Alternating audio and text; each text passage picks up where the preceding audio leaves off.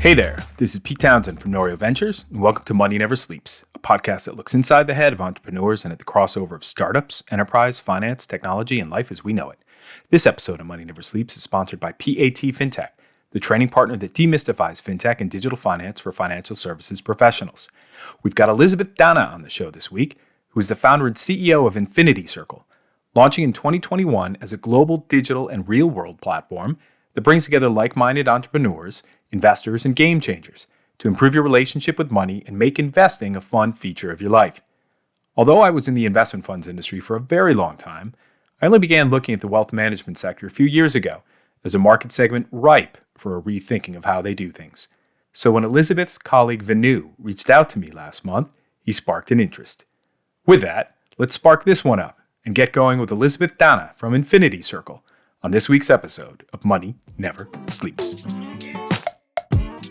Money never sleeps, pal.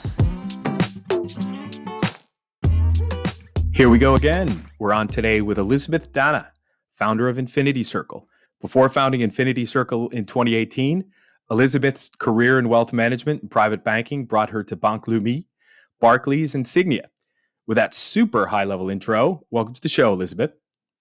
Thank you, Pete. Thank you for having me today. Awesome. Great to have you here, Elisabeth. So you and I connected after I met Venu from your team through the Diffuse Network out of Chicago.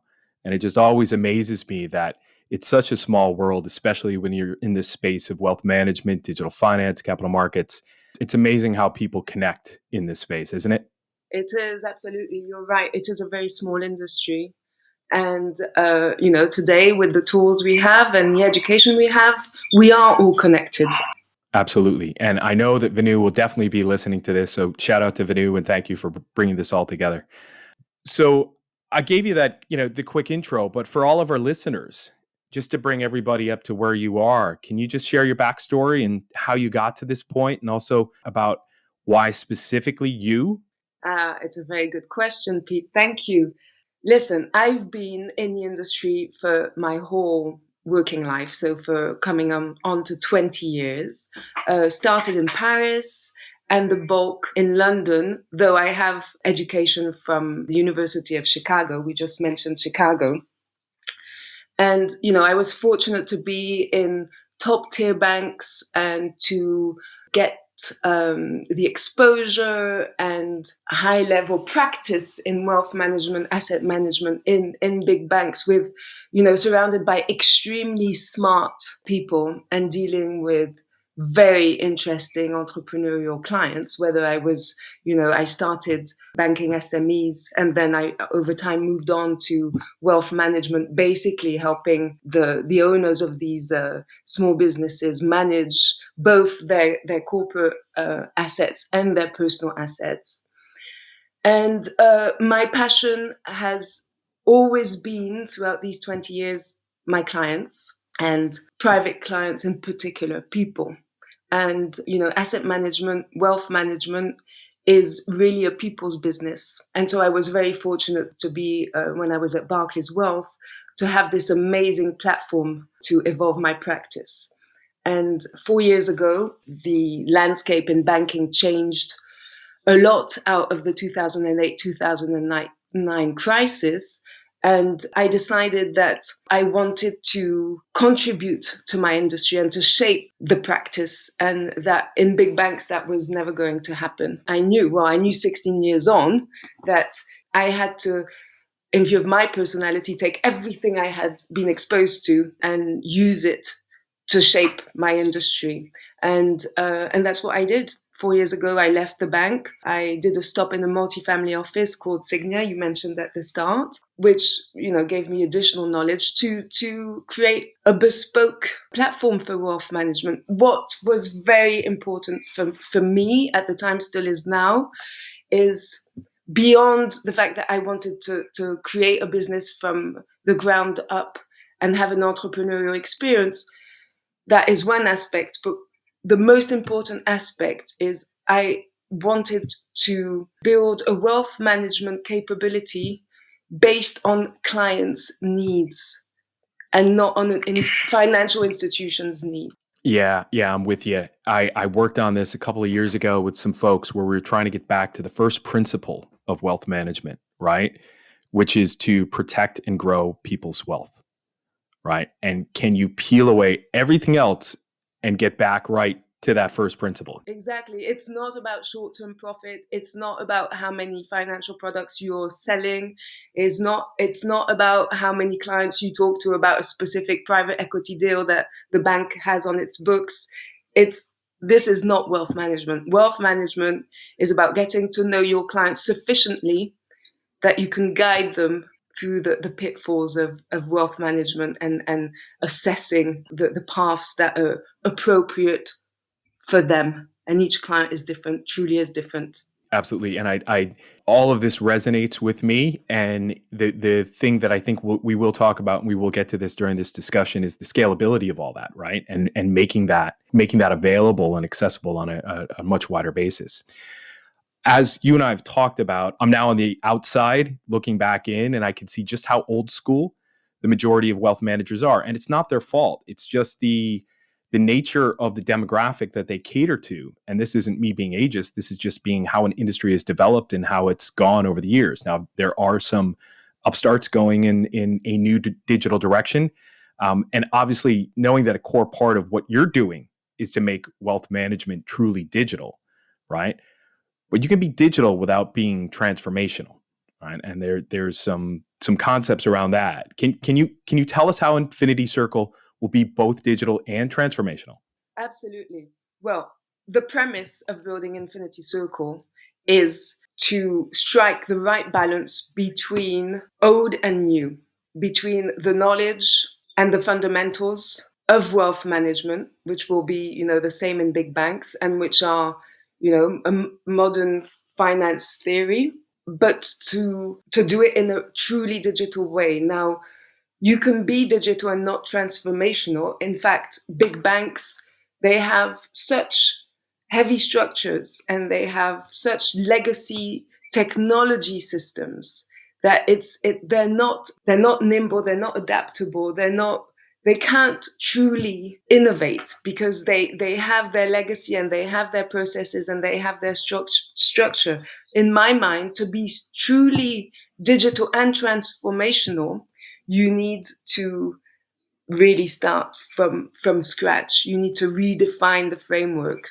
It's very difficult, and I'm not even talking about the lack of independence of big banks, which makes it very difficult to be innovative. Innovation rarely comes from the establishment, and in some ways you can consider, the big banks being the financial establishment, the way things have been done for 300 years.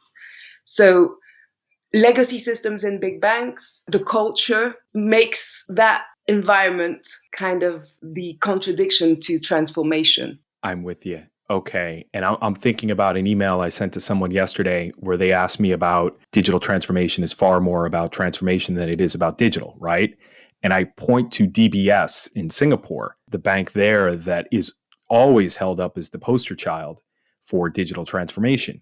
And the email that I sent to someone giving them an example of this focused on the people transformation, right? And that was their big first part of it was we need to get people thinking differently.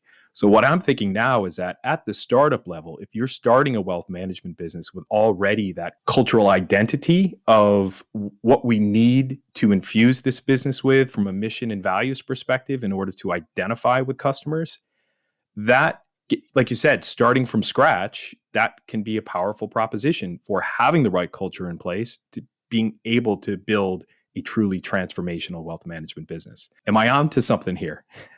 To something. I think it's transformational is all about the mindset, and it's all about, you know, how you model your proposition. In my mind, if you model your proposition on the clients, your target clients, younger, tech native, very much 21st century, and not the banking system of the 19th or 20th century. If you model and you have the right mindset, you can be transformational. You're nailing the topic.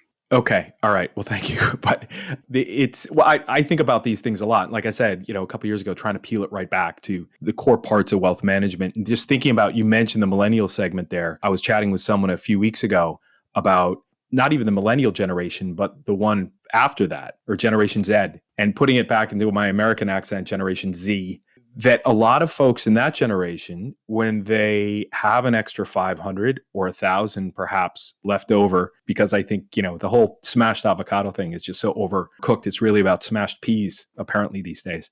But I eat the avocado too. So anyway, they may be just as likely to open up their Revolut account and pop it into 500 pounds worth of Bitcoin than they are to open up their Revolut account and pop it into 500 pounds worth of, say, an ETF, right? Or something like that. How do you kind of corral that younger generation to get them interested in saving in a way that is thinking long term, right? What's the idea there? I think the answer lies in education. In the Western world, we don't have financial or money education as part of the regular school education, or and yet it's such an important skill that will dictate so many things in one's adult life. So I think it's all about giving access to information, but also through experiences. There's a lot of information out there. It's not about the quantity. Of the super important point of any wealth management format for the next generation is to educate that audience, of course, empowering that audience to be able to know how to manage money. Based upon where you guys are right now in terms of your development life cycle of the overall business, I kind of know where you are from the perspective of targeting specific segments, right? And there's different messages for each of those segments. And I think you're hitting the nail on the head by saying that, we need to remove the noise, right? That's out there, and just try to find the right demographics, or find the right demographics and find the right triggers in order to bring them on board, right? And present the information in a way that's compatible to today's world. We have now a very, very short attention span. Some say, 15 seconds is what we would give our attention to per topic.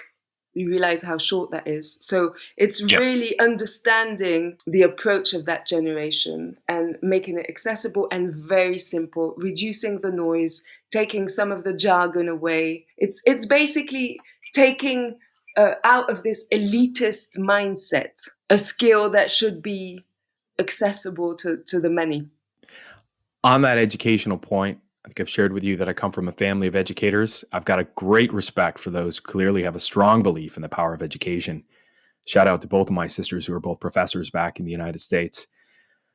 Tell me about how important your education experience has been to your life's work, because taking a look back at your profile, I can see quite a few entries on there for the different programs and universities and even leadership programs that you took part in over the years. Well, absolutely. Well, listen, I subscribe to my own theory. So, education is not just important for my target audience. Education for me is the key.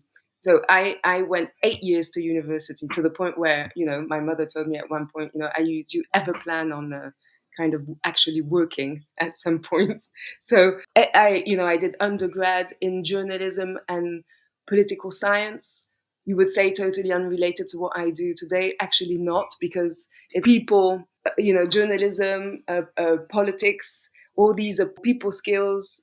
It's the world of men interacting and women interacting. So actually, I pull on that education all the time when I communicate, when I interact with people, when I talk to clients, you learn how to listen, very important skill in this industry. To spot trends, also very important. And also, I mentioned I did a 2-year stop in Chicago, where I pursued an MBA at Chicago Booth, and and it's a very kind of quant type of MBA. I use the theory every day as a bank. I've been, since I graduated in 2008, been using modern finance theory every day, but more specifically, behavioral finance and behavioral psychology, sciences that hugely beneficial to what I'm doing. And, behind, and all this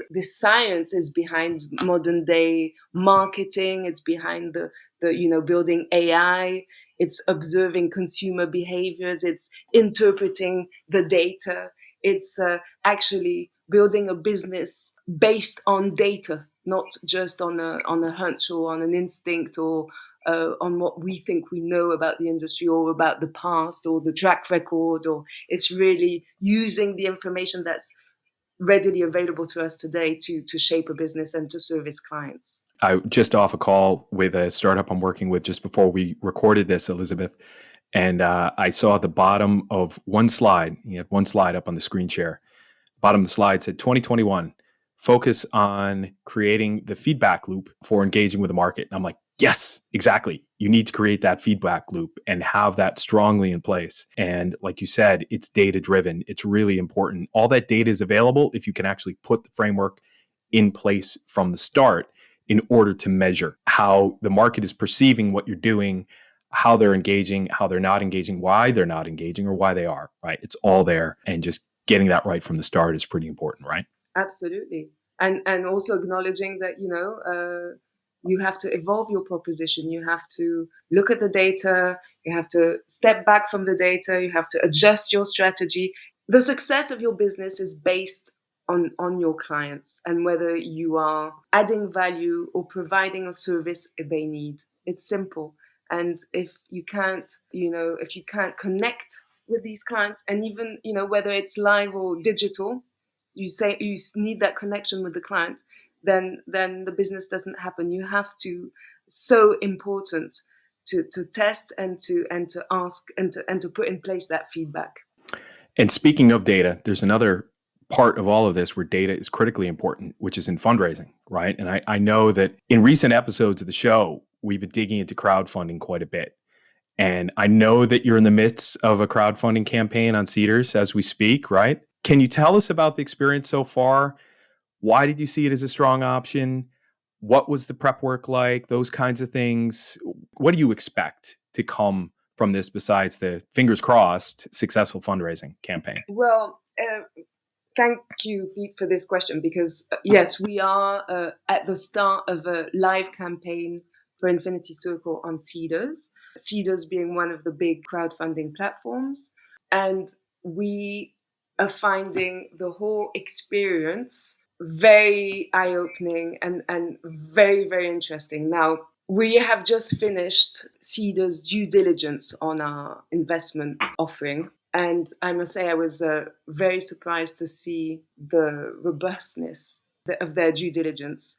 Of course, Infinity Circle is a financial service business, so it has specific regulations. And, I would think that the due diligence on an entity like Infinity Circle is specifically enhanced. But, we went through a 6-week due diligence process where Cedars looked at every single aspect you can imagine, from every assertion we were kind of writing on the landing page on Cedars about each team member, about each advisory board member and what each person was bringing to the team, about past experiences. I mean, I shared a copy of every single one of my contracts since I'm in for the last 20 years, a deep dive into the company's projections, a deep dive into all the legal documents in place, a deep dive into the regulatory position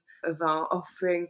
I mean, 6 weeks of intense due diligence. So I was a bit surprised because I had heard a lot of comments in the past about crowdfunding platforms saying, how serious is the whole process, how reliable, it's quite a new market, how credible. And after being 16 years in banks, I can tell you, very solid due diligence process.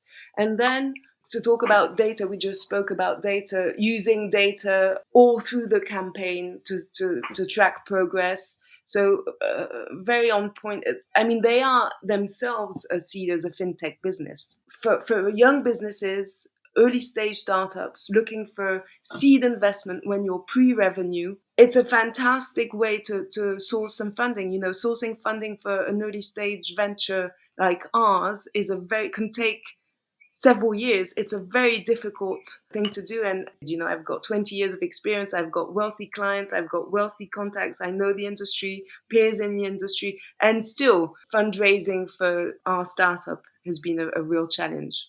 It's never easy when you're at the, the pre-seed seed stage to raise money, right? Even when you got the best connections in the world. And I've seen that recently with other founders. I don't want to speak for seeders, but I think it would be a pretty rigorous process you've gone through. And it sounds like you have gone through a pretty rigorous process. Absolutely. And we welcomed that process because, again, talking about thinking about the future of your business from the perspective of clients, when investment opportunities come on to seeders, with my experience, I can tell you they would have been thoroughly checked and verified. And so I think that gives comfort to investors. This episode of Money Never Sleeps is sponsored by PAT FinTech, demystifying fintech and digital finance for financial services professionals. PAT FinTech enable financial services professionals to transform their capabilities into the digital age, with dedicated virtual training programs geared towards those that can develop, deliver, and monitor optimally customized user experiences balanced by appropriate governance, control, and oversight. To learn more about PAT FinTech, go to moneyneversleeps.ie/PAT FinTech.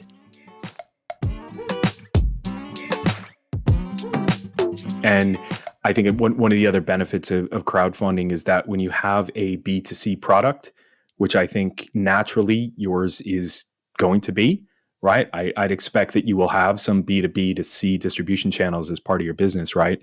But when you do crowdfunding for a B2C business, you are creating some fans, right? And creating some initial customers up front and creating that community.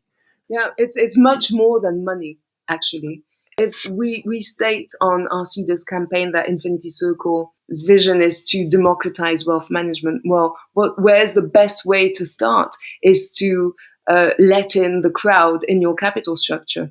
Yeah, and do it in an efficient way so it only ends up with one line in your cap table, which is the important thing. Exactly, do it exactly in a nice and tidy way. Very good. Now, from what I know about wealth management as an adjacency really to my career, leaders in their field need to be extremely social people. I've clearly picked this up from you. You've stated it yourself. And I know that this is going to be one thing that will be quite helpful to you going forward, but has been quite helpful to you in your career.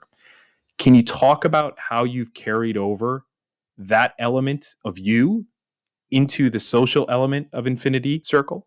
You're right, Pete. The first 15 years of my career were built on my love to socialize and to go out there in the market and to meet my peers, to meet my clients. I built a book from scratch when I was at Barclays Wealth, solely on going out to dinner parties and going to parties and meeting clients and talking to them and being out there. Nothing was done over the phone. I didn't do cold calling. My edge was to meet clients in their world and slowly convert them to becoming clients with all the patience of the world. Some clients I approached and was in contact with for several years before they became my clients. So it is an art and it is an edge. And now building a digital platform, you'd say, well, all that will be lost then because, you're going to do business through a hybrid private market that you're creating. How is that going to work? That is a total shift from what you've been doing so far. And I think actually not, because digital is very important for us, but the way we've designed Infinity Circle is to be a hybrid model, meaning you automate and you digitize your proposition as much as you can, but you don't remove the human component. I am not a great believer in robo advisors or platforms like that. What interests me there is more their AI capabilities. I believe, wealth management, asset management, investing is still very much people interacting. So the way I'm translating this into Infinity Circle, into the model, is, this is not just an analytical educational tool. This is the creation of a private market where you have providers of financial products and you have private clients on the same platform. But the way we're going to add the human touch and the social element is, over time, we are going to introduce clients to each other based on their interest and their behavior on the platform. And all that will be optional. We're not going to impose anything on our clients, not even, initially our clients are onboarded and they're shown as a anonymous entity on the platform. It's not like LinkedIn where you know exactly who your counterparty is. And it's up to the client to determine, as he or she gets to know the platform and trust the environment and sees that it's a cybersecurity secure environment, it's an environment that's respecting regulation. As and when they feel comfortable, they can then decide whether they want to disclose their identity or not.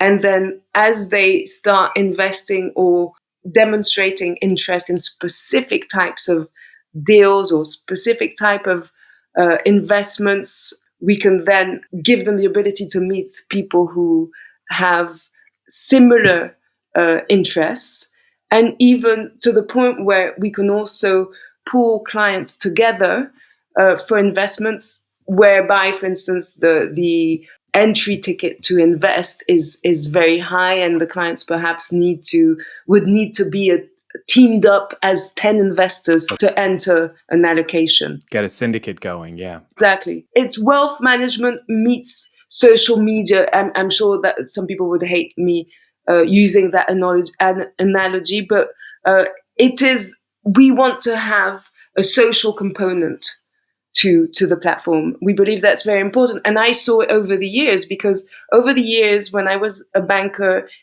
in big banks, I'd be called up by my clients as much about, specific investments and metrics and returns and all the very fundamentals of wealth management, as much for that as for, could you introduce me to someone in your book of clients who's in that industry, or who has that type of experience, or who's based in that market that I'm wishing to enter with their own business. The connection and the need for knowledge and connection from an investment point of view is very important. And that couldn't be delivered in banks.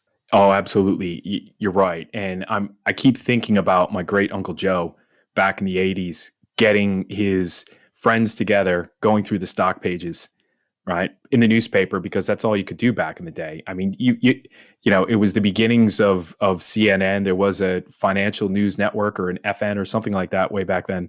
But, these guys just really enjoyed getting together with the newspapers, and they had some sizable chunk of money to invest, right? And how do you actually recreate that virtually? And I think that is lost in the way business just operates, the way investing operates. And how do you actually trigger the return of that, and to make it fun again, and make it that you're learning from each other? And I think having a digital platform that can connect people with similar interests, like you said, that it may not be stock pages, it may be things that aren't on the stock pages because they're private deals. Or even on the service provider side, there may be some benefits to creating some connectivity there that can enrich the overall proposition for the end customer as well. So I really like the concept.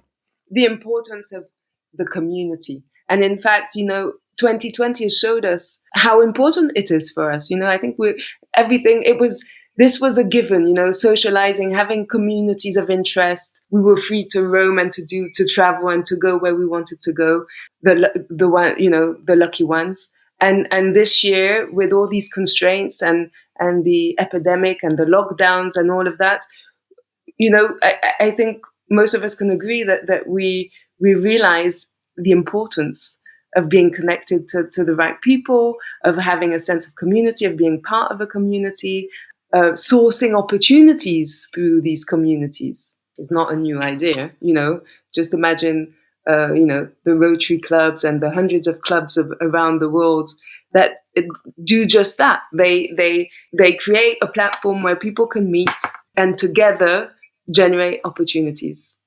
Being client-centric, I know it's a term that's used everywhere in the industry and has been for a long time, but actually really basing your proposition on the user, on the client, empowering the client. The sense of community, I think, very important. And the old and the new, you referred to, the fundamentals of asset management and wealth management, but the new being done in such a way that from the comfort of your home, anywhere, anytime, when you travel, on your iPhone, on your laptop, that's a gift now.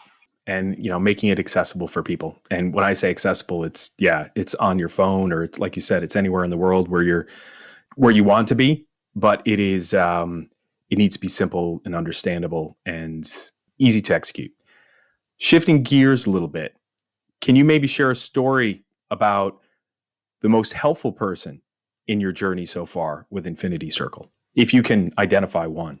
Oh, that's a very interesting question, Pete. And I would tend to answer in line with what I've just said, is actually the most, I can't really pinpoint one person, but the most helpful people in the journey so far have been our clients and have been our early stage investors who, understood the vision and have been supportive both in their time and their money, and believe and understand the vision. I think at the start, if you get a sense that your close network is supportive, is there, and gets what you're trying to do, there's no bigger help than that. Yeah, that's so true. And I kind of thought you might be saying that, because it's those relationships with clients, early investors, are absolutely critical to getting it right. So excellent. When you think about the future, what excites you? And is there something that you think you might want to learn more about in that context? So what excites me now is actually launching the platform, which will happen in next year, and shaping it on our clients' needs and actions and their behavior on the platform. So, and seeing really the proposition take a life of its own and adding value to, we are hoping, a new generation of clients and a bigger number of clients. That's what, really excites us. And to be able to share that passion and to be able to, build the wealth management platform of tomorrow, and to leave that legacy, to give meaning to my 20 years in the industry, and to make accessible all that experience to the biggest number possible of people around the world. That is a brilliant point, because I kind of feel some of that the same way in the industry that I left behind, right? Is that all those years and that experience in that industry, and for the most part, except for one startup I work with, I've kind of left it behind, right? And I do feel kind of guilty sometimes that I have left it behind with all that experience that I have. But I've moved on to something else. But you are truly taking all that experience and you are bringing people to the next phase, right? Which is fantastic. I'm hoping that I'm sharing everything that I've experienced, that I'll have that Infinity Circle will be the platform where myself and the team, I mean, I'm talking about myself, but we're already 11 people at Infinity Circle, and we're meeting new potential team members, and thanks even to our campaign on Seeders, we're approached by a younger generation of asset managers who are interested to be part of the team. So yeah, that is a great recruitment tool, that's fantastic. And network creation tool, right? So there's a method to the madness here, is what I'm feeling, which is really encouraging. Last question. What is something that people wouldn't expect to know about Elisabeth Dana? ooh. I think you got me there. Really? You know what we typically get from people that have a long pause and say they've got me is that they're a very private person, and not people wouldn't expect to know that much about me. My co-host Owen, who is not recording with us today, obviously, his favorite story is that he was a lifeguard when he was younger, but he didn't know how to swim. So, a few confessions there. Mine is that I know how to read and talk backwards. I won't get into that story. But if I really do have you on that one and you can't think of anything even slightly unknown to share, then that is perfectly fine. I'm not gonna push you on that one. Well, thank you, Pete. I think we'll leave that one for the next episode.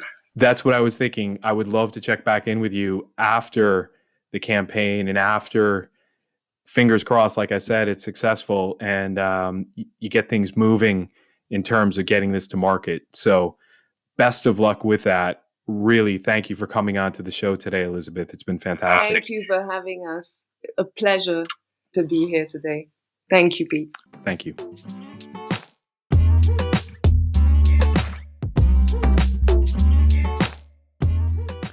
That does it for this week, folks, and thanks to Elisabeth for opening up her mind to help us figure out why she does what she does. Links and show notes for this episode are on moneyneversleeps.ie, including a link to Infinity Circle's crowdfunding campaign on Cedars, so check us out online. Also, you can subscribe to our Money Never Sleeps newsletter at moneyneversleeps.substack.com. If you're enjoying Money Never Sleeps and want to see it continue, make sure you hop on over to Apple Podcasts and give us a 5-star review. And don't forget Conan Brophy from Create Sound. He mixes and edits each episode for us and is an excellent media man to get in touch with when you're thinking about launching your own podcast.